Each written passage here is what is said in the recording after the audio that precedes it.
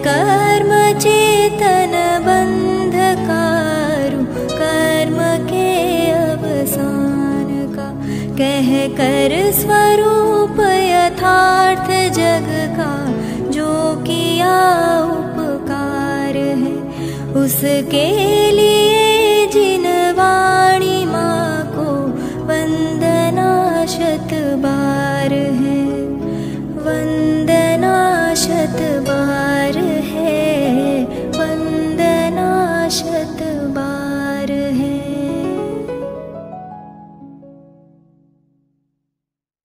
परम परमात्मा रहित कर्म के फंद, जग प्रपंच विरहित सदा, नमो सिद्ध सुख कंद, नमो सिद्ध सुख कंद। हम सब पिछले 4 महीने से जैन हीरोज के नाम से श्रृंखला के अंतर्गत हिंदी भाषा के महान जैन कवियों का परिचय प्राप्त कर रहे हैं। और इस क्रम में अभी तक हमने लगभग 15 बड़े बड़े कवियों के जीवन वृत्त, व्यक्तित्व एवं उनके कृतित्व का परिचय प्राप्त किया। और इस क्रम में हमने पिछली बार चर्चा की थी कविवर पंडित संतलाल जी की, जिन्होंने सिद्ध चक्र विधान लिखा है, जिनके सिद्ध चक्र विधान से पूरा जैन समाज बहुत अधिक परिचित है। हर मंदिर में, हर अष्टानिका में ये सिद्ध चक्र विधान किया जाता है। सब जानते हैं कि ये कितना उच्च कोटि का काव्य है, कितनी सुंदर इसमें काव्य कला है और कितना सुंदर इसमें धर्म, दर्शन और अध्यात्म भरा हुआ है। इससे सब लोग बहुत अधिक परिचित हैं। लेकिन जितने सिद्ध चक्र विधान से लोग परिचित हैं, उतने ही उसके रचयिता कविवर पंडित संतलाल जी से अपरिचित हैं। लोगों को संतलाल जी के बारे में कुछ भी पता नहीं है। लेकिन हमने इस श्रृंखला में उनका भी परिचय खोजा और बहुत परिश्रम करके यहाँ वहां से कभी किसी पुस्तक की प्रस्तावना पढ़कर, अनेक पुस्तकों की प्रस्तावना पढ़कर हमने बहुत सारी बातें खोजी। उसके अलावा हमको अनेक लोगों ने बहुत अच्छा सहयोग किया। उनके परिवार के लोगों ने भी बहुत सहयोग किया और नकुड़ के रहने वाले पंडित विजेंद्र जी ने भी हमको बहुत सहयोग किया।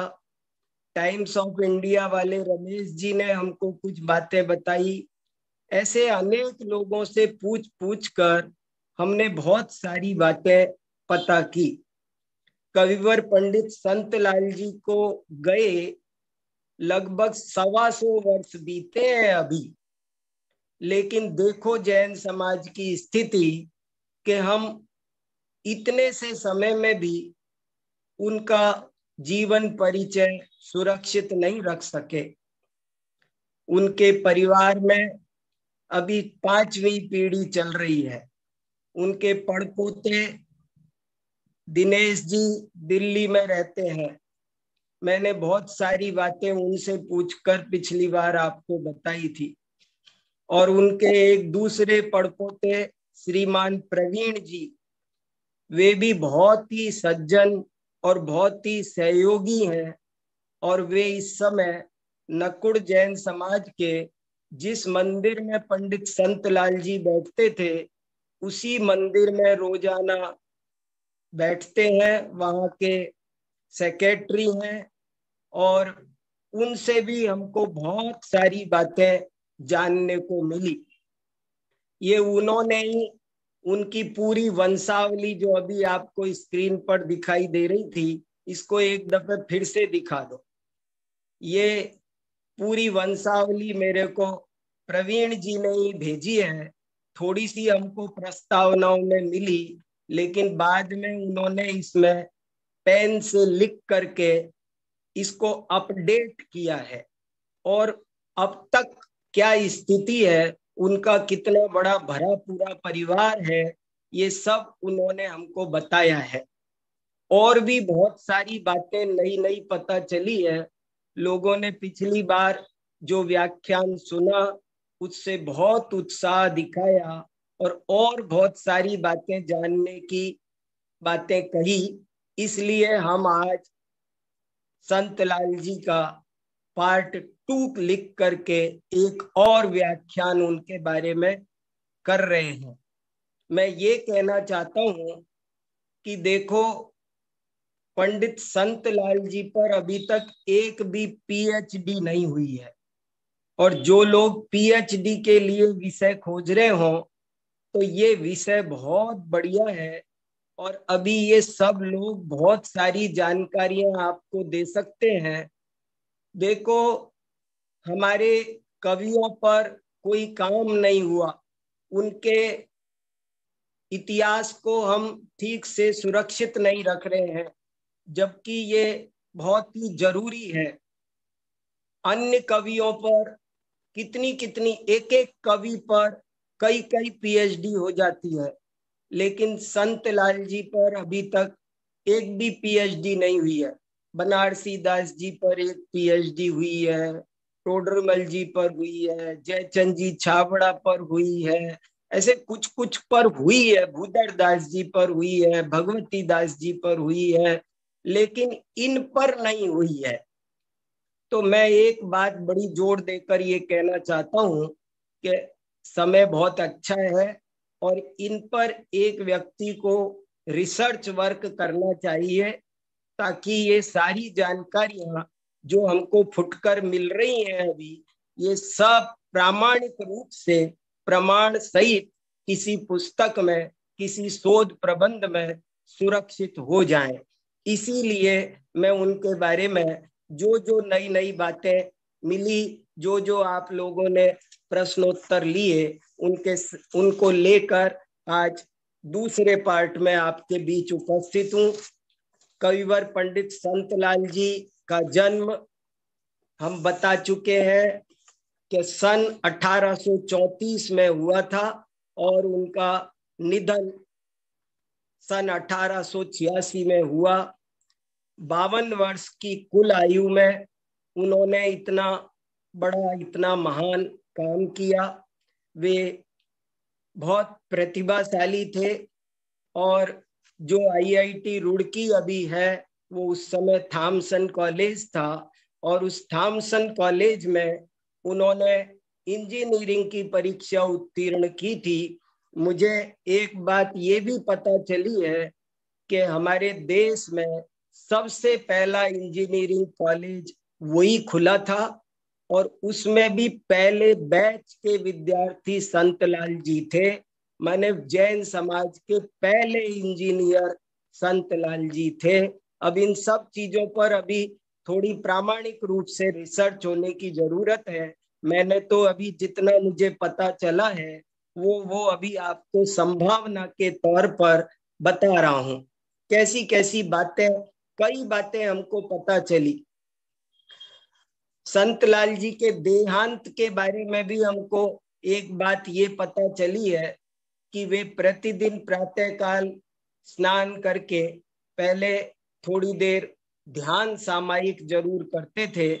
तो उस दिन वे रोजाना के क्रम के अनुसार प्रातःकाल स्नान करके तखत पर, खाली तखत पर वो सामायिक करने ध्यान करने, जाप करने जो कहो, बैठे थे और बैठे बैठे ही पद्मासन में सामायिक करते करते ही उनका देहांत हो गया था। ये सब बातें मुझे देखो कैसे कैसे पता चल रही है, वो सब बातें मैं आपके बीच रख रहा हूं। और भी बहुत सारी बातें, एक मुझे ये भी पता चला है कि कविवर संत लाल जी ने एक जैन विवाह विधि नाम की पुस्तक भी लिखी है।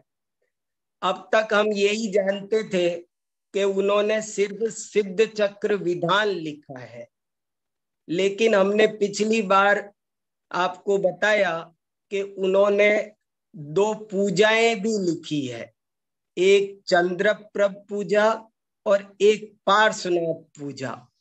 और उसके अलावा उन्होंने एक संत विलास नाम का काव्य लिखा है, जिसमें 2-3 स्तुतियां हैं और 62 भजन हैं, पद हैं, और एक से बढ़कर एक आध्यात्मिक पद हैं, जैसे दौलत राम जी के पद हैं। एक एक पद की हम संस्कृत प्राकृत के गाथाओं से, श्लोकों से तुलना कर सकते हैं कि वे कितने मार्मिक हैं। पहले के कवियों ने बहुत रहस्य भरा, एक एक पद में इतना अमृत भरा है कि उसको पढ़ लो तो आनंद आ जाए। बहुत लोग संत विलास के बारे में और उनकी पूजाओं के बारे में जानने के लिए बहुत उत्सुक हैं। उन्होंने मुझे मैसेज किया है, बहुतों ने तो कहा है कि हमको तो पूरा संत विलास सुनाओ, चाहे 10 दिन लगे, लेकिन आप हमको पूरा संत विलास सुनना है, ऐसा बहुत लोगों ने मुझे लिखा है। लेकिन मैं कितनी शक्ति है देखता हूं। लेकिन आज मैं 2-3 भजन, 4 भजन आपको जरूर सुनाऊंगा। संत विलास के सबसे पहले शुरू के 4 भजन आपके सामने जरूर रखूंगा, तो आपको पता चलेगा कि वे कैसे भजन हैं। इसी तरह और भी हमको कुछ छोटी छोटी बातें, उनके परिवार की बात बताई, उनके भाई भी थे, पुत्र भी थे, पूरा बड़ा हमने आपको वो चार्ट, उसको बताने का अभी समय नहीं है, मैं जल्दी जल्दी कुछ बातें आपको बता रहा हूँ। और उनकी क्या दिनचर्या रहती थी वो भी हमको थोड़ी थोड़ी पता चली है कि 4 किलोमीटर दूर उनका बगीचा था, वे बगीचे पे जाया करते थे, पैदल जाते थे।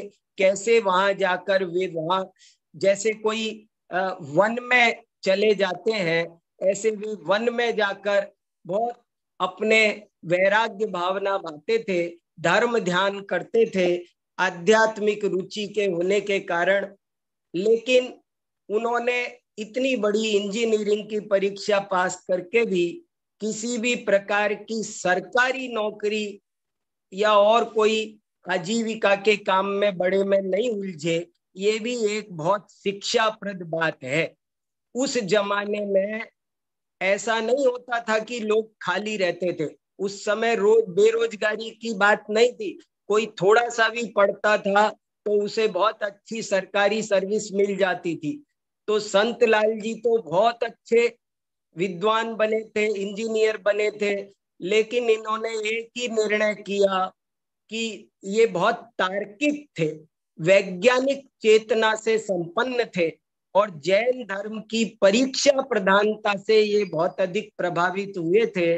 और इसलिए इन्होंने निर्णय किया था कि मेरा ये मनुष्य जन्म जन्म मरण के अभाव के काम आएगा, मुझे धन दौलत परिग्रह इकट्ठे करने के काम में ये मनुष्य जीवन खराब नहीं करना है। ये बहुत बड़ी, आज जब सब लोग पैसे के पीछे भाग रहे हैं, रिटायर हो जाते हैं तब भी तसल्ली नहीं है, कोई पार्ट टाइम जॉब देख ले, कोई ये कर ले, कोई क्या कर ले, पता नहीं। ऐसी स्थिति में ये सब चीजें बहुत शिक्षा देती हैं कि हमको कितना निवृत्ति लेकर के हमें स्वाध्याय में, तत्व ज्ञान में अपने को लगाना चाहिए। और जब बगीचे का काम नहीं चलता था, कोई ऐसी बात थी तो संत लाल जी के बारे में ये भी सुना है कि वे कोई एक छोटी सी कपड़े की दुकान भी वही नकुड़ में करते थे। देखो, नकुड़ तक हमारी आध्यात्मिक शैलियां, शास्त्र सभाएं सहारनपुर में सब जगह फैली, और उसका प्रभाव है कि वहां छोटी छोटी जगह में भी इतने उच्च कोटि के आध्यात्मिक विद्वान तैयार हुए। और संत लाल जी का परिवार अभी भी 5 पीढ़ियां बीत गई, लेकिन अभी भी उसी मकान में रहता है जिस मकान में संत लाल जी रहते थे।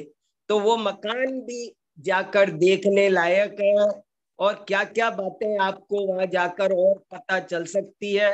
हमारे लोग विजेंद्र जी और प्रवीण जी वहां पूरा सहयोग करने तैयार है। तो उनकी सब स्थितियां, एक बात ये भी पता चली कि संत लाल जी भी पहले दूसरे टाइप की कविताएं बहुत लिखते थे, सांग के बादशाह कहे जाते थे, बहुत सारे सांग स्वांग बहुत लिखा करते थे, और वे सब कई लौकिक स्वांग भी बहुत होते थे। तो किसी की प्रेरणा से उन्होंने वो लौकिक स्वांग लिखना छोड़ा, और ये जो सिद्ध चक्र विधान में हम देखते हैं, बड़े सुंदर सुंदर सांग रूपक, जग आरत भारत महा गारत करी जय पाय, विजय आरती तिन कहूं पुरसारथ गुण गाय। पूरा अनादि मिथ्या दृष्टि को सिद्ध शिला तक पहुंचाने का सांग रूपक युद्ध के बहाने उन्होंने जो प्रस्तुत किया, वो उनका अद्भुत काव्य कौशल है। संत लाल जी बहुत बड़े सुधारवादी भी थे।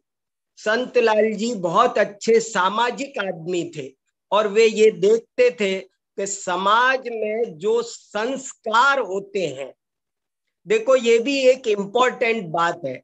हमारे व्यावहारिक जीवन में हम लोग कई दफे धर्म की ऊंची ऊंची बातें करते हैं, लेकिन जब घर में कोई संस्कार होता है तो हम किसी मिथ्या दृष्टि पंडित का सहारा लेकर, कोई कुगुरु कुदेव का सहारा लेकर उन संस्कार की क्रियाओं को पूरा कर लेते हैं। लेकिन संत लाल जी ने इस मामले में भी वहां एक अभियान चला रखा था, और वे स्वयं इस काम के लिए तरीका बताते थे, विधि विधान लिखते थे, और ऐसे करो, ये इसमें कुगुरु कुदेव की पूजा नहीं होगी, ये क्रिया ऐसे नहीं करो, ये क्रिया ऐसे करो, ऐसे करोगे तो मिथ्यात्व का दोष होगा, ऐसे करोगे तो ये सम्यक्त्व वर्धनी क्रिया होगी। ये भी उनका बहुत बड़ा योगदान है। और एक और नई बात पता चली कि जो संत लाल पंडित जी थे, उनके पोते, माने जो अभी हैं वो तो पढ़ पोते, लेकिन उनसे पहले वाली पीढ़ी में एक चक्रेश्वर जी हुए हैं, और चक्रेश्वर जी बहुत ही फेमस कवि हुए हैं। जैसे संत लाल जी कवि हैं, ऐसे चक्रेश्वर जी के साथ भी कविवर चक्रेश्वर, अंग्रेज लोग उनको बहुत मानते थे, और उन्होंने अंग्रेजों के लिए भक्तांबर स्तोत्र का अंग्रेजी में अनुवाद करके दिया, हिंदी में भी काव्यानुवाद किया, वो छपा भी है, और वहां के नगर पालिका के चेयरमैन ने उसको छपाया। तो इतना मतलब इनके परिवार में प्रतिष्ठा रही, बहुत सारी बातें हैं। तो इसलिए मैं ये कहना चाहता हूं कि इनके बारे में हमको रिसर्च करना चाहिए, और कुछ कुछ और बातें मिल जाए तो उन सबको खोज करके नत्थी करना चाहिए, रिजर्व करना चाहिए, क्योंकि बाद में ये सब चीजें खो जाएंगी। एक और नई बात पता चली है कि ये जो सिद्ध चक्र विधान में एक 938 नंबर का अर्घ्य है, 938 8वीं पूजा में अर्घ्य है। वो अर्घ्य पर एक टिप्पणी डली हुई है कि इसमें कवि के परिवार का नाम भी श्लेष अलंकार के माध्यम से छुपा हुआ है।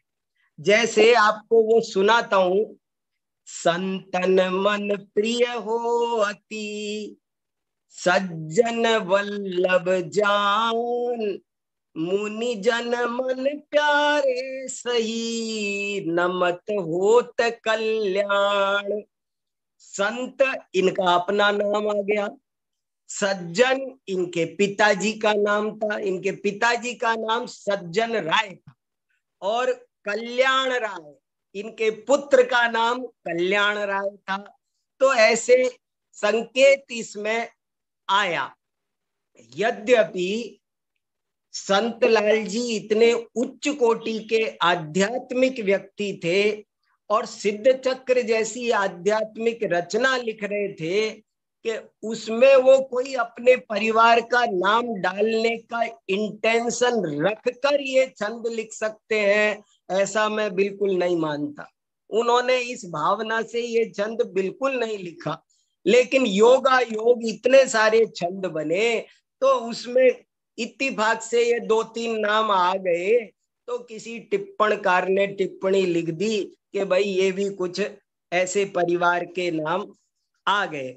ऐसी ऐसी कुछ बातें हैं।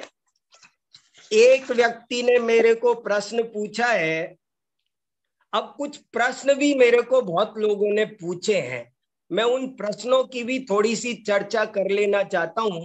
बाद में आपको थोड़ा सा, सबने मेरे से कहा है कि हमको थोड़ा सा पूजाओं के बारे में बताओ, थोड़ा सा संत विलास के बारे में बताओ, तो मैं थोड़ी थोड़ी वे बातें बताऊंगा। लेकिन कुछ प्रश्न आए हैं, मैं उनको भी थोड़ा सा शॉर्ट में ले लेना चाहता हूं।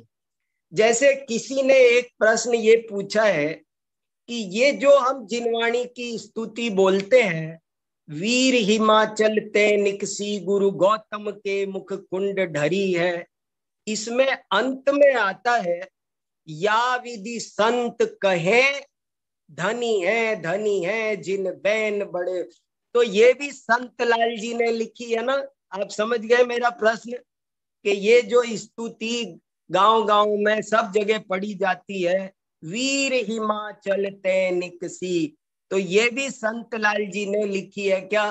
क्योंकि उसमें नीचे संत कहे ऐसे शब्द आता है, या विधि संत कहे। तो वो जानना चाहते हैं कि क्या वो संतलाल, इन्हीं संतलाल पंडित जी की लिखी हुई है?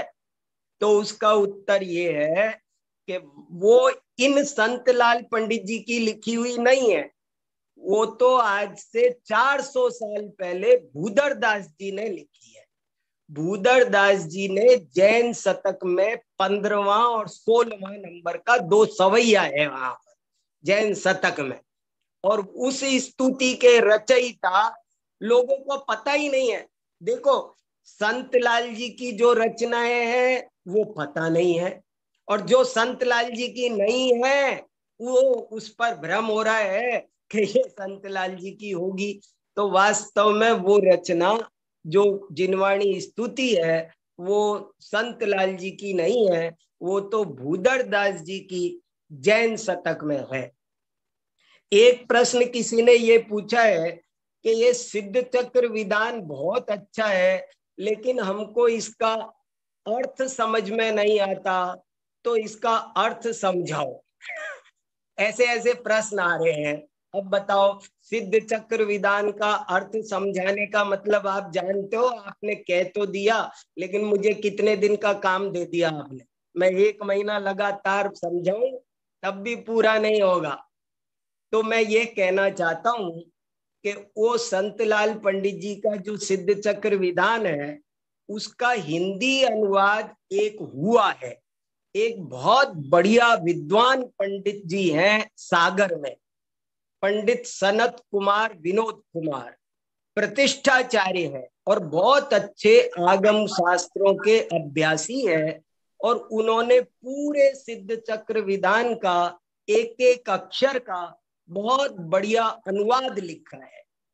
तो आप लोग उस पुस्तक से हिंदी अनुवाद समझने की कोशिश कर लें, और कहीं भी फिर भी कोई बात अगर आपको समझ में नहीं आती है तो आप हमको बता दें, पूछ लें, तो हम आपको बता देंगे। लेकिन अभी हाँ भाई बोलो, साहब, हाँ बोलिए। हाँ, कल्पना बहन जी ने भी किया है इसका हिंदी में अनुवाद। वेरी गुड, वेरी और गुड, आपने ये उस्मानपुर दिल्ली से छपा है अपना ये। Very good. उसकी पीडीएफ ग्रुप पर डालना भैया।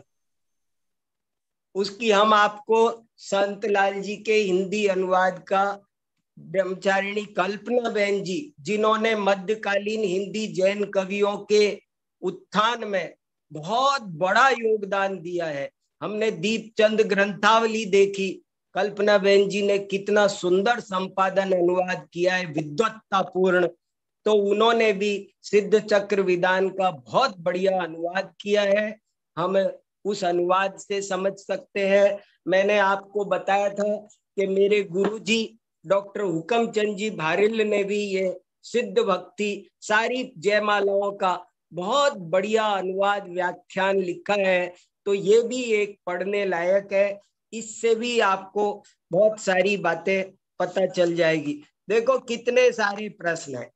एक प्रश्न ये आया है कि पिछली बार आपने हमको प्रस्तावना पढ़ने की प्रेरणा दी थी, लेकिन प्रस्तावना पढ़ने की तो हमको आदत ही नहीं है।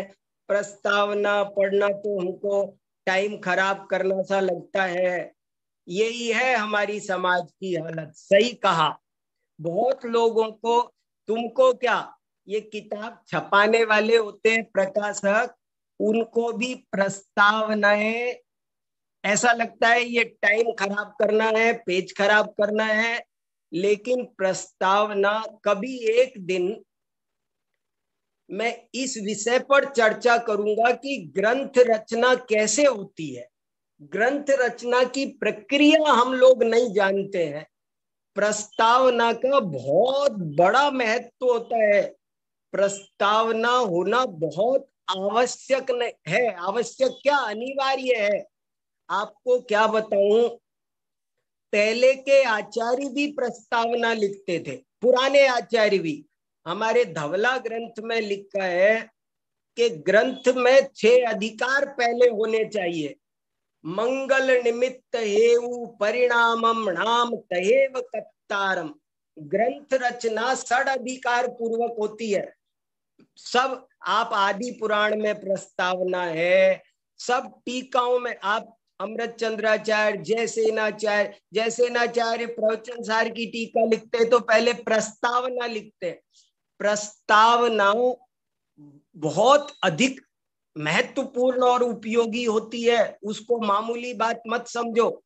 प्रवचन सार पर डॉक्टर A.N. उपाध्याय ने प्रस्तावना लिखी तो उनको उस प्रस्तावना के, खाली उस प्रस्तावना के ऊपर यूनिवर्सिटी ने डीलिट की उपाधि दे दी। प्रवचन सार की प्रस्तावना पढ़ो आप, परम श्रुत प्रभावक मंडल अगास से छपा हुआ है A.N. उपाध्याय का। उसमें जो प्रस्तावना लिखी है डॉक्टर A.N. उपाध्याय ने, वो प्रस्तावना के ऊपर, वो 150 पेज की प्रस्तावना है, 150 पेज में प्रस्तावना, और उस प्रस्तावना पर यूनिवर्सिटी ने डीलिट उपाधि दे दी। डीलिट समझे, PhD से भी बड़ी। तो कितनी बड़ी। इसलिए प्रस्तावना का महत्व समझो। हम लोग थोड़ा सा, विद्वान लोग भी अभी इस मामले में बहुत सजग होकर के, कभी एक दिन हम ग्रंथ रचना की प्रक्रिया समझेंगे, कैसे ग्रंथ रचना की जाती है, उसका क्या शास्त्रीय विधान है। पूर्वाचार्य भी प्रस्तावना लिखा करते थे। इसलिए क्या चीज होती है, क्यों प्राक कथन लिखते हैं, क्यों प्रकाश की भूमिका, क्या सब चीजों का क्या क्या, अंत में क्या सूची बनाई जाती है, क्यों परिशिष्ट लगाए जाते हैं, विषय सूची क्यों लगाई जाती है, कुछ लोगों को पता नहीं है। बहुत किताबें मेरे पास आती है, मैं उठा के रद्दी में रख देता हूँ। आधी किताबें उठा के रद्दी में रख देता हूँ। क्यों? वो पता ही नहीं है उनको किताबें क्या होती है, कैसे लिखते हैं, कैसे छपाते हैं। इसलिए ये भी एक बहुत जरूरी प्रश्न है। और भी बहुत सारे प्रश्न है, मैं प्रश्न ही प्रश्न लूंगा तो बातें पूरी हो जाएगी, पर एक प्रश्न और ले लेता हूं और फिर उधर चलता हूं बात पर। एक प्रश्न ये आया कि आपने ये कहा कि मैं आपको जैन हीरो ही सुना रहा हूं। ये मैंने पिछली बार ये भी कहा था ना कि ये जैन हीरो ही है, ये किसी हीरो से कम नहीं है। आप लोग केवल राजनीतिक क्षेत्र में कोई एक सामाजिक क्षेत्र में कोई एक काम करे उसको ही हीरो समझते हैं, लेकिन इन साहित्यकारों को, ज्ञान में योगदान देने वालों को हीरो नहीं समझते हैं। तो आप उनके बारे में तो सुनाते नहीं है, उनके बारे में भी सुनाओ ना, कोई राजनीतिक हीरो और उनके बारे। तो मैं उनके बारे में भी आपको पता हो तो अभी मैंने कम से कम 30-40 व्याख्यान जैन राजाओं का इतिहास विषय पर किए हैं। जैन राजाओं का इतिहास, उस पर 30-40 व्याख्यान किए हैं। कैसे कैसे राजा हमारे हुए, कौन कौन मंत्री हुए, ये कुमारपाल राजा ने क्या किया, अमोघ वर्ष अब तक के राजाओं का पूरा विवरण, मंत्रियों का। तो हम तो देखो, समाज में सब चीजों का सुमेल होना जरूरी है।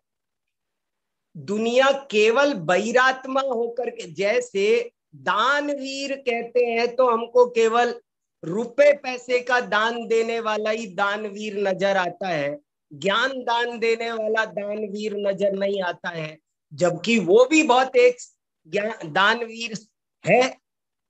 ऐसे ही हमने यहाँ पर, वो हमको सामाजिक राजनीतिक हीरो से हम मना नहीं कर रहे, हम तो बहुत अच्छे से उनका भी योगदान मानते हैं और उस पर भी समय समय पर बोलते हैं और भी बोलेंगे।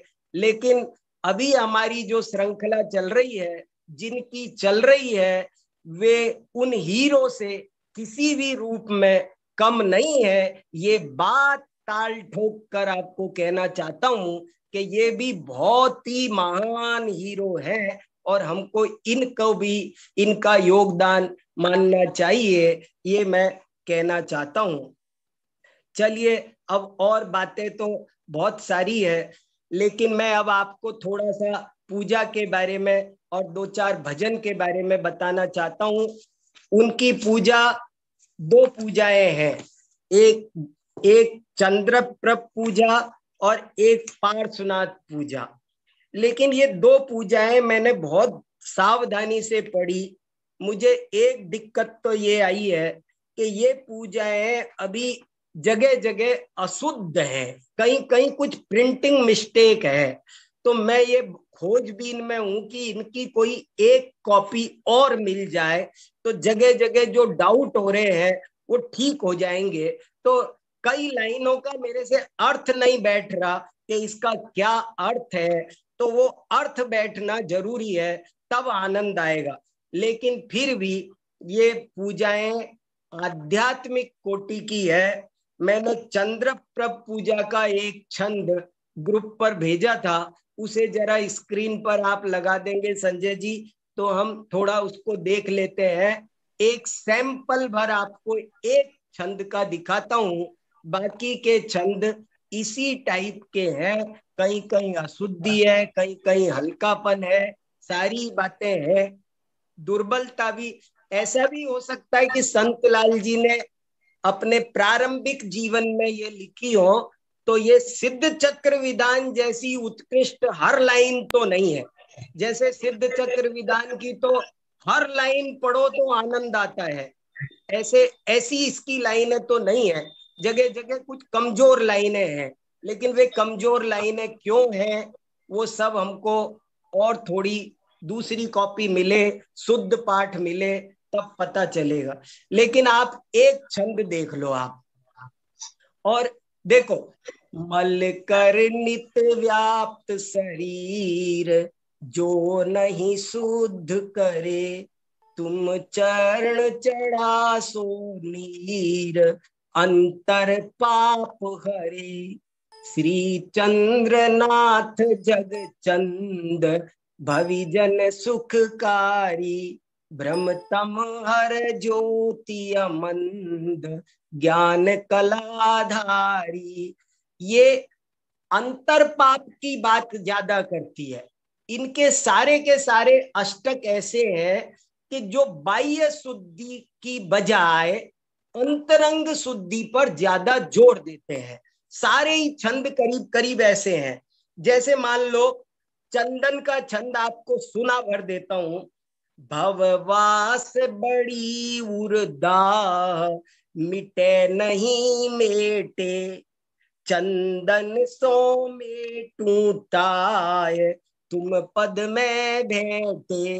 माने अब यहाँ पर भी बाह्य शीतलता की बात नहीं, आत्मा की शीतलता की बात कवि करने लग गए।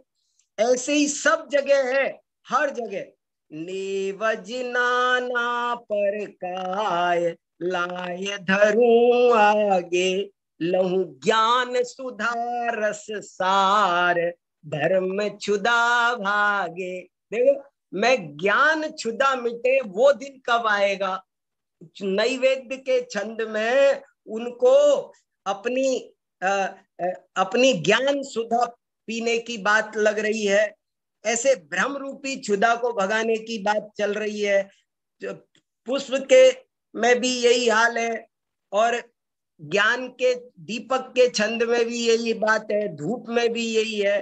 तो इस तरह से इनके इन भजनों की पूजाओं, इन पूजाओं की ये स्थिति है। मैंने बहुत आपको संकेत कर दिया, लेकिन अब हमारे पास समय ज्यादा नहीं है, इसलिए अब मैं सब काम छोड़कर थोड़ा सा संत विलास का रस पान करना चाहता हूं।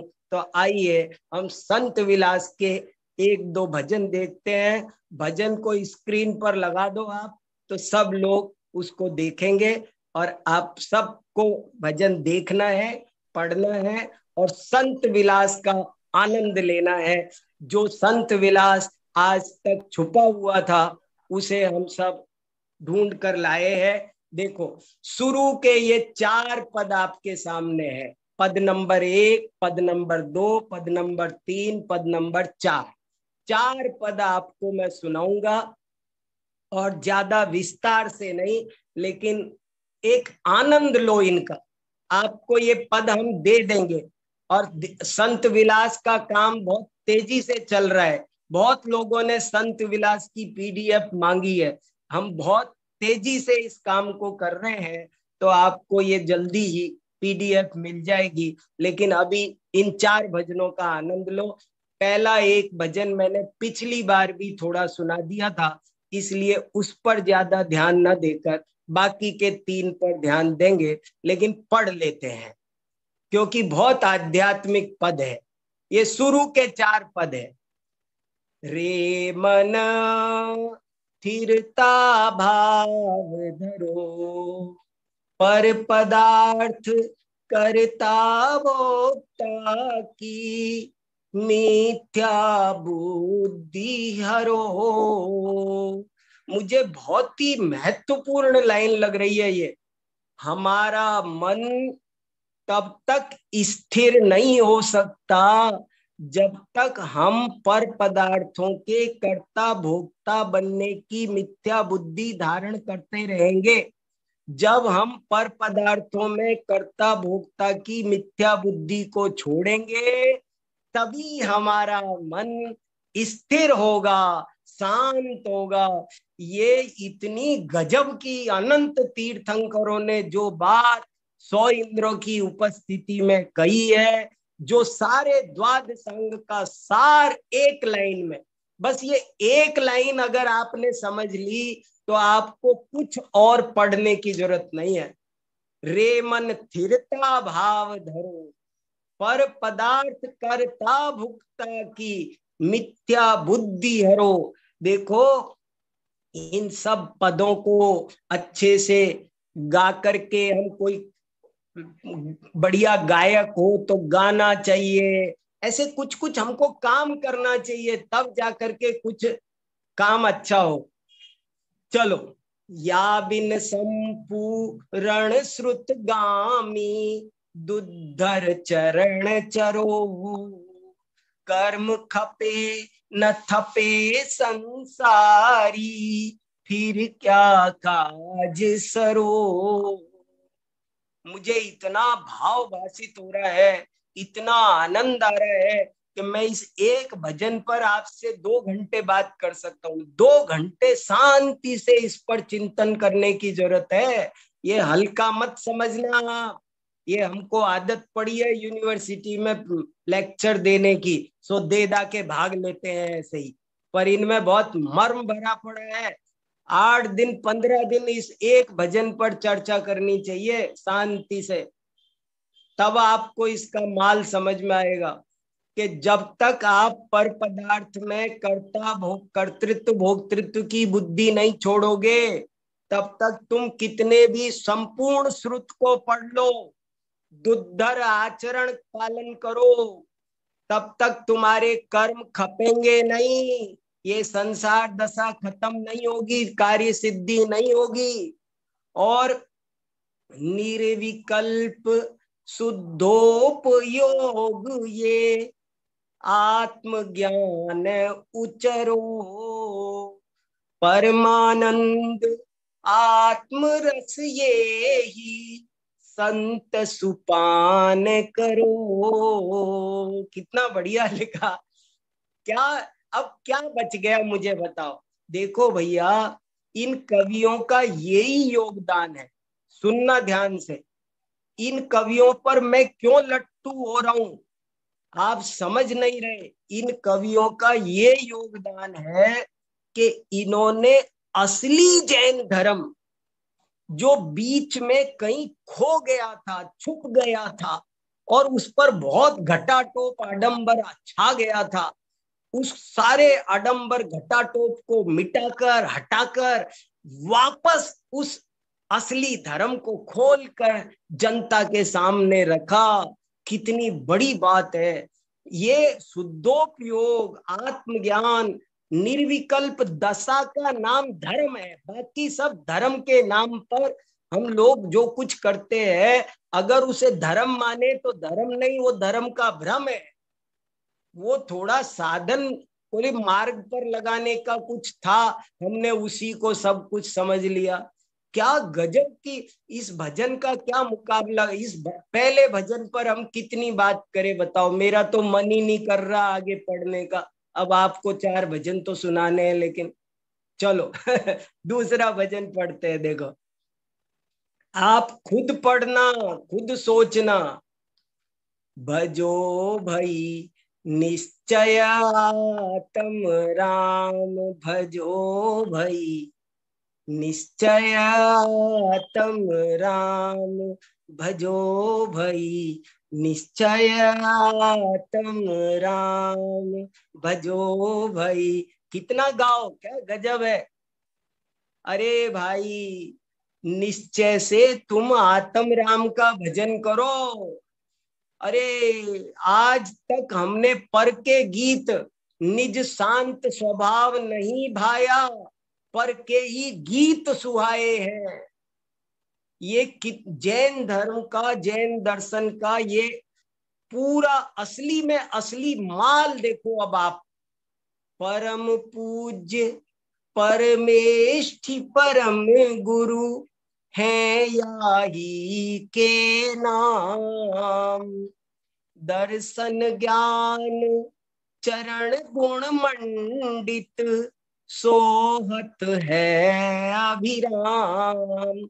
मैं तो ऐसे ही गा रहा हूँ टूटा फूटा। हमारे साथ सुनील जी हैं, उनसे सुनना आप इन भजनों को। ये सुनील जी गा करके देंगे हमको, फिर हम उसको सबको सुनाएंगे। देखो क्या लिखा। बहुत, अब आप इस भजन के अर्थ पर चिंतन करो, थोड़ा सा इस भजन पर चिंतन करो। आपको चिंतन करना है, भागना नहीं है जल्दी। मैं भाग रहा हूं, आपको भागना नहीं है। क्या कह रहे हैं? अरे भैया, अपने आत्म राम का भजन करो। और सुनो, ये कौन कह सकता है, ये कलेजा चाहिए अगली लाइन कहने के लिए कि ये अपनी आत्मा ही परम पूज्य है, ये अपनी आत्मा ही परमेष्ठी है, ये ही परम गुरु है। और सब ये परमेष्ठी, परम गुरु, परम पूज्य सब इसी के नाम है। मोक्ष पाउड में कुंद कुंदाचार्य ने 104 नंबर की गाथा में लिखा, अरिहंत सिद्ध अरुआ सिद्धा इरिया वज्जाया साउ पंच परमेष्ठी सव्वे चिट्ठदुआदा तम्मादाउ में शरणम। अरिहंत सिद्ध आचार्य उपाध्याय साधु सब आत्मा की अवस्था का नाम है। ये कितनी बताओ, ये असली जैन दर्शन निकाल कर इन्होंने हमको दिया उस घटाटोप में, अशिक्षा अंधकार काल में। इनका क्या, इनके बड़े उत्सव मनाने चाहिए, इनके फेस्टिवल मनाने चाहिए 2-2, 3-3 दिन के। इन कवियों के नाम पर बड़े पुरस्कार शुरू करने चाहिए। संतलाल पुरस्कार, ध्यानच राय पुरस्कार, बनारसी दास पुरस्कार। समाज को कुछ करने के ठोस काम बता रहा हूं मैं, कहाँ ध्यान। असली काम ये है, एक बनारसी दास पुरस्कार शुरू होना चाहिए, संतलाल पुरस्कार एक शुरू होना चाहिए। सब ये काम शुरू होने। जयचंद छाबड़ा पुरस्कार, क्या जयचंद जी छाबड़ा का कितना उपकार है, जयचंद छाबड़ा पुरस्कार होना चाहिए। ऐसे कुछ काम होने चाहिए ठोस। देखो क्या लिखा, अरे भाई मैं तो लट्टू हो रहा हूं। भजो भाई निश्चय आत्म राम, परम पूज्य परमेष्ठि परम गुरु है याई के नाम। दर्शन ज्ञान चरण गुण मंडित सोहत है अभिराम। पंच महाव्रत समिति गुप्ति त्रय 10 धा धर्म सुधाम। अर्थ समझ में आया आपको? और ये कीर्तन है, हर एक पंक्ति के बाद में भजो भाई निश्चय आत्म राम। अरे ये आत्मा ही सम्यक दर्शन है, आत्मा ही सम्यक ज्ञान। सम्यक दर्शन की आराधना किसका नाम है? आत्मा की आराधना का नाम ही सम्यक दर्शन की आराधना है। बहुत उच्च कोटि की बात है, असली बात है, ये धर्म है असली। आप जो सुन रहे हो, आप पंच महाव्रत किसके आश्रय से पलेंगे? 5 समिति, 3 गुप्ती, 10 धर्म, इन सबका ये धाम है। हमारा आत्मा ही सबका भंडार है। तुम इसको पालो, सब पल जाएंगे। एक आत्मा की आराधना करो, 10 धर्मों की आराधना हो जाएगी, 5 महाव्रत पल जाएंगे, 3 गुप्ती, 10, सब काम हो जाएंगे। अलग अलग अलग अलग एक एक नहीं करना है, वो तरीका नहीं है। एक एक पत्ता तोड़ने से काम नहीं चलेगा, संसार वृक्ष की जड़ काटनी है। ओहो, इस पंक्ति में जो मर्म है वो मैं आपको क्या 5% बता रहा हूं मैं अभी आपको। वीतराग आनंद ज्ञान घन संत भजो वसुजान। वीतराग आनंद ज्ञान घन, संत कवि कहते ये हमारा भगवान आत्मा, ये ज्ञानानंद का घन पिंड है, वीतराग घन पिंड है। और तुम इसको 8 पहर, वसुजाम माने 24 घंटे में 8 पहर होते हैं, 1 मिनट भी मत छोड़ो, 1 सेकंड भी। तुम 8 पहर इस आत्म राम का भजन करो। वाह रे वाह, संतलाल जी क्या लिख गए, क्या माल है, देखो तो सही। चलो जल्दी, पद नंबर 3, चौथा आ गया तो, हाँ 3। देखो तीसरा भी पढ़ते हैं। चेतन क्यों निज पद्धति खोई। अरे हे चेतन, तूने अपनी पद्धति को क्यों खो दिया भाई? देखो अपन दुनिया में कहते हैं भैया अपनी रीत मत खोना, अपनी, हमारे घर की तो ये पद्धति है साहब। लोग लड़ते मरते हैं अपनी फालतू की पद्धतियों के लिए। हमारे घर की तो, हमारे कुल की तो ये पद्धति है, हमारी दुकान की तो ये पद्धति है। अरे चेतन, तूने अपने आत्म स्वभाव की क्या पद्धति थी, उसको तूने क्यों छोड़ा? तेरी पद्धति है ज्ञाता दृष्टा रहना, और ये राग द्वेष करना ये तेरी पद्धति नहीं है। तू क्या कर, चेतन क्यों निज पद्धति खोई। मुझे तो इतना आनंद आ रहा है इन पंक्तियों में, जल्दी पढ़ रहा हूं बस, और क्या। ये स्वाध्याय की है, अभी मैं आपको सिर्फ पढ़ा रहा हूं, दिखा रहा हूं। और स्वाध्याय कब होगा? वसुजाम, आठों पैर जब आप चिंतन करोगे। निपट कुजात कुशील नारी संग, रम कर देखो कोई। वध बंधन निश्चय कर पावे, तेरी गति है सोई। हे चेतन, तूने अपनी पद्धति, पद्धति शब्द में बहुत भाव है। जो पद्धति शब्द में भाव है ना, वो अभी स्वभाव में भी वो बात नहीं है, कुछ खास बात कहना चाहते हैं, उसको समझाने में मुझे टाइम चाहिए। हे चेतन, तूने अपनी अपनी ओरिजिनल तरीका, अपना मूल स्वभाव, मूल स्वभाव, पद्धति माने मूल स्वभाव, तूने अपना मूल स्वभाव क्यों खो दिया? तू किस कुजात कुशील नारी पर बुद्धि कुबुद्धि के चक्कर में पड़ गया, और निरंतर राग द्वेष क्रोध मान माया हास्य रति अरति शोक भय, तू इन चक्करों में पड़ करके तू कर्म के वध बंधन में पड़ गया। तेरी क्या गति हो गई, तेरी क्या दुर्गति हो गई, तू क्या चक्कर में पड़ गया? जड़ पुद्गल की जाई कुमता, तेरी जात न होई। ये जो जड़ पुद्गल कर्म है ये तेरी जाति के नहीं है। तू किसकी जाति? तू, तेरी जात अलग है, और ये जो कुमति है पुद्गल कर्म, इसकी जाति अलग है। तू इसमें क्यों पड़ गया? छांड कुरीति नीति उर्धारो, संत करे ना बिगोई। हे चेतन, अब तुम कुरीति को छांडो और नीति को हृदय में धारण करो। संत लाल जी कहते हैं, अब बिगोई पना मत करो। बिगोई माने परायापन, पर को अपना मानना, ये बिगोई पना है। इस बिगोई मत करो, अब अपने स्वभाव को पहचानो। क्या भजन है। चलो चौथा और पढ़ लेते हैं जल्दी से, थोड़ा एक नजर आपको, थोड़ा सा एक अवलोकन मात्र आपको करा रहा हूं। बाद में ये 4 भजन तो आपको दे देंगे आज ही, सबको जिसको चाहिए लेना, इनको पढ़ना। ये 4 भजन सब लोग अपने पास रखना, और अपने, और इनको सबको खुद अपने अपने में गाना। ये गाने लायक है, इनको गाओ, गुनगुनाओ, स्वाध्याय करो। ये मर्म है, अनंत तीर्थंकरों की वाणी है, ये असली बात है। देखो, तूने आत्म रूप न जाना। हे जीव, हे भाई, तूने अपना स्वरूप नहीं पहचाना। पुद्गल जन्य विभाव देख कर, आपा नहीं पहचाना। सरल है। तूने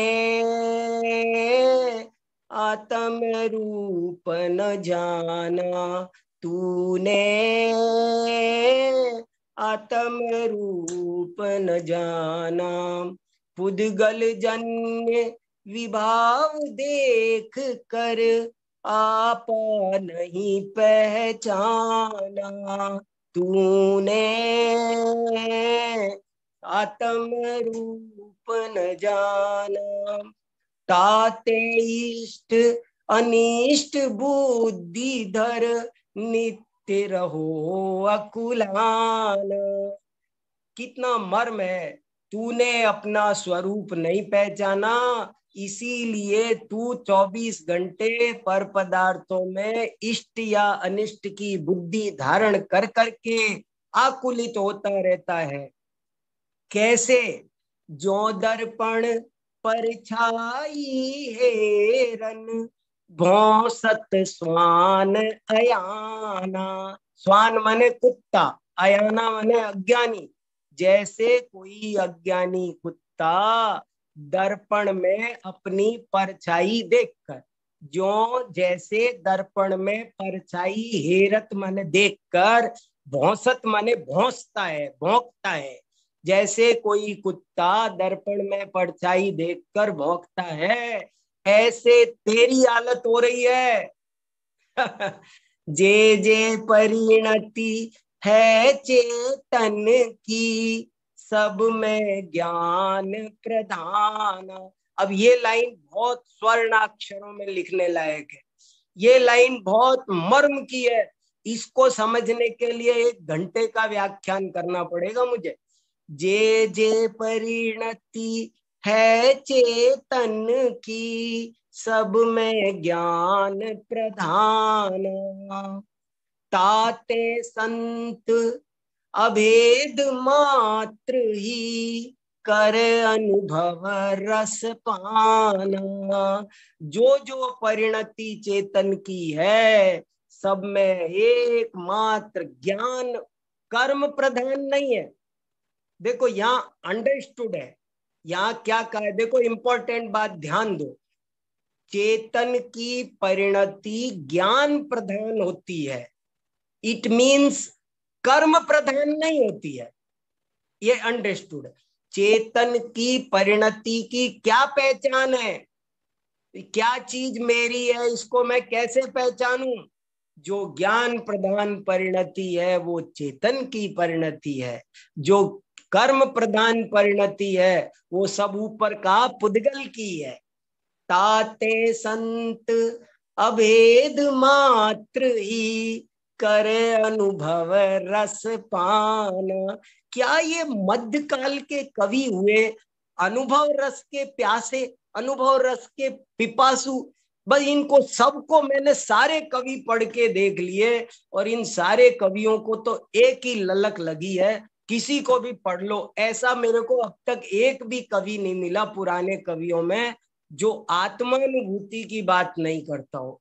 वो सब कवि कहते हैं आत्मानुभूति का रसपान करो, वही असली धर्म है। जे जे परिणति है चेतन की, सब में ज्ञान प्रधाना। ताते संत अभेद मात्र ही, करे अनुभव रस पाना। गजब है भैया, इतने सुंदर सुंदर भजन। ये हमको अपना स्वरूप पहचानने का ऐसा मर्म है। आप सब लोग इनका शांति से स्वाध्याय करो, बहुत शांति से करो, किसी चक्कर में मत पड़ो, किसी को दिखाने के लिए नहीं, अपने आत्म कल्याण के लिए। देखो तेजी से समय बीता जा रहा है, बड़ी मुश्किल से हमें मनुष्य भव, ये जिनवाणी, ये सुंदर संयोग मिले हैं, और इस बार भी अगर हमने आत्म स्वरूप की पहचान नहीं की, वो पुद्गल कर्म रूपी कुबुद्धि के साथ नाचेंगे तो हमारी बहुत दुर्दशा होगी। इसलिए तत्व ज्ञान करो। संत लाल पंडित जी को यही सच्ची उनकी श्रद्धांजलि है, यही विनयांजलि है। इतने बड़े महान पुरुष संत लाल जी के चरणों में मैं प्रणाम करते हुए आज की बात पूरी करता हूँ। अब और कोई कुछ बोलो भैया, थोड़ी देर। संजय जी कौन बोल रहेगा कुछ? देखो भैया। हाँ वैसे सबसे पहले तो थोड़ा सा मुझे ही कहने का भाव ये है। हाँ बताओ बताओ। जैसे आपने कहा ना कि अपनी मतलब पहले वाली वे में भी कह चुका हूँ। हाँ। आपने कहा पुरस्कार शुरू करें। अब पुरस्कार तो शुरू करें, लेकिन पुरस्कार दें किसको? हाँ, माने कोई ऐसे काम करे तो जो ये काम करे तो उसको दे पुरस्कार। बिल्कुल, है ना? जो इन कवियों पर काम करे। हाँ। जैसे हमने कहा ना, कोई संत लाल जी पर पीएचडी करो, कोई और काम करो, कोई जो इन पर काम करे, कोई इनको उजागर करे, उनको देना है हमको। हाँ, और वैसे दूसरा ये कि अब जैसे इसमें क्या है, जैसे कि आप हैं तो हमें तो आप ही दिखाई देते हैं जो इतना काम करते हैं, समझ लो पुराने कवियों को लेकर के, क्योंकि नहीं वर्तमान, जी, वर्तमान में से बहुत बहुत कम है। और जो मान लो, हाँ, जैसे हमारे साथी हैं, हमारे से जूनियर विद्यार्थी जो भी समझ लो, तो हाँ जनरली ये मेंटेलिटी रहती है कि कैसे भी करके वो पीएचडी शोध कार्य पूरा हो जाए और हाँ बस वो हो जाए, तो थोड़ा सा वैसा रहता है इसमें। तो हाँ इसमें मैं ये ऐसे कहना चाहता हूँ कि अगर कोई संत कवि, जैसे आपने कहा ना, कोई पीएचडी करे, तो मैं हाँ। अपनी तरफ से मैं ये बोलता हूँ कि उसको कम से कम 25,000 रुपए तो मैं पीएचडी करते करते मैं दे दूंगा उसको। लो देखो, माने मैं उसको करते करते मैं दे दूंगा बस, लेकिन वो अनुशंसा आपकी रहेगी तो दूंगा, क्योंकि नहीं नहीं, ये, हाँ, करेंगे लोग, करेंगे जरूर। अब काम हाँ, कर, अब आपने, और देखो कोमल बहन सब, क्या वीर कुनकुन फेडरेशन क्या नाम है, उन्होंने सर्व सबने, आप लोग कर रहे हो इतने से, तो सब हाँ, होगा, अब धीरे धीरे सब काम होगा। हाँ, बस इसमें मैं जो मैं कह रहा हूँ ना, कि वो जैसे आप कहेंगे कि हाँ ये काम ठीक है तो दूंगा, क्योंकि मुझे पता है ना उनका हाँ, स्तर, जैसे मान नहीं लो नहीं, वो, हाँ, फॉर्मेलिटी लिए कर लेते हैं तो नहीं, लेकिन वो आप कहेंगे कि हाँ ये अच्छा काम हुआ है तो हम दे सकते हैं, मतलब उसमें ऐसा समझ लो। सही है सही है सही है। और कोई भी किसी दूसरे पुराने कवि पे करना चाहता हो किसी क्षेत्र में करे, तो अपन जो मदद बन पड़ेगी अपन करेंगे उनकी, मतलब ऐसा। सही है जो सही है। पुरस्कार के लिए आपने कहा है, तो ऐसा कोई काम करेगा तो पुरस्कार और उसके बाद अलग से देंगे, नहीं करे, ऐसा। और सुनील जी कुछ बोलते हो तो देखो, हाँ जी। प्रोफेसर जी, विजेंद्र जी कुछ प्रोफेसर बोले, जी। कौन? हाँ हाँ, कोमल कोमल में बहन। बोलिए, हाँ बोलिए। कोमल बहन बताओ क्या। हाँ हाँ, जय जिनेन्द्र। जय हमें ये जिनेन्द्र, सुना। पूछना था आपसे कि, हाँ, हमको ये पूछना था कि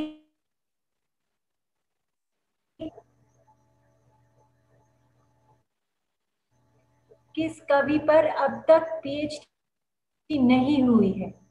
हाँ बताया ना मैंने शुरू में कि जैसे संत लाल जी पर तो नहीं हुई है, ऐसे बहुत। और एक हाँ, बात और कहना चाहता हूँ कि जरूरी नहीं जिन पर हो गई हो उन पर भी अभी और होनी चाहिए। एक पीएचडी से थोड़ी कुछ होता है, तुलसीदास जी पर 100 पीएचडी हो गई और अभी भी होती जा रही है। और ये दूसरी बात, अपने तो एक एक भी पूरे नहीं हुए। हाँ, और ये दूसरी बात पूछनी थी कि ये क्या हिंदी में ही होती है या फिर इंग्लिश या गुजराती में भी हो सकती है। हाँ होती है ना, इंग्लिश से भी होती है और हिंदी से भी होती है, और गुजरात में हो तो गुजराती भी होती होगी, हिंदी इंग्लिश तो अच्छा, होती है। तो आप एक काम कीजिएगा, आपसे आपसे रिक्वेस्ट है कि थोड़ी बहुत डिटेल्स आप हमें व्हाट्सएप पे डाल दीजिए हाँ कि क्या क्या क्राइटेरिया होता है, तो इधर पे भी हम सभी को भेज दे सकते हैं। मतलब केन्या में ही नहीं, नैरोबी में नहीं, पर लंदन में भी या अमेरिका में, जहाँ पे सब मेरे कॉन्टेक्ट्स है, मैं सभी को भेज सकती हूँ। तो हाँ, हो सकता है, ये होना चाहिए ये। ठीक है, जरूर डाल देंगे। बाकी देखो, एक तो हाँ, यूनिवर्सिटीज की वेबसाइट पर डला होता है पीएच, गूगल पर भी आप पीएचडी के रूल्स रेगुलेशंस लिखेंगे तो सारे आ जाते हैं। लेकिन उसके बाद ठीक भी है। मैं एक बात कहता हूँ कि कुछ नहीं तो कम से कम छोटी छोटी किताबें तो बन। संत लाल जी का, जैसे मैं कब से कह रहा हूँ, अपन ग्रंथावलियां बनाएंगे, कुछ कुछ करेंगे, और पीएचडी ना सही लेकिन कुछ काम तो करो।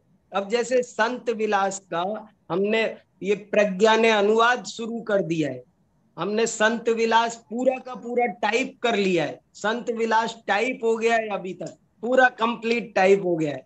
अब ये इसका हिंदी अनुवाद चल रहा है, क्या देखो तैयार करेंगे, प्रूफ रीडिंग हो रही है, तो करेंगे सब काम। ऐसे काम जरूरी नहीं कि पीएचडी ही हो, पीएचडी हो जाए तो सही। बहुत अच्छा, पीएचडी ना हो तो भी इन पर किताबें आ जाए, इनका परिचय बन जाए, लोगों को इनका परिचय पता चल जाए, यही बड़ी बात है बस।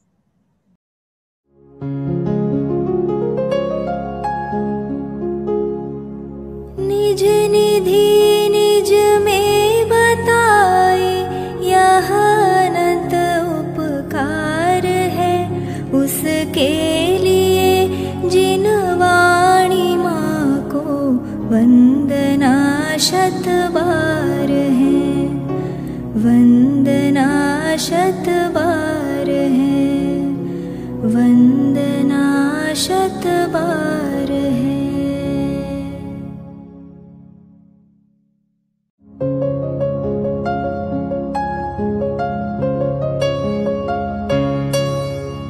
हे जिनवाणी भारती तो ही जपो दिन रैन, जो तेरी शरणा गहे सो पावे सुख चैन। जावाणी के ज्ञान ते सूझे लोकालोक, सोवाणी मस्तक नवो सदा देत हो ढोक, सदा देत हो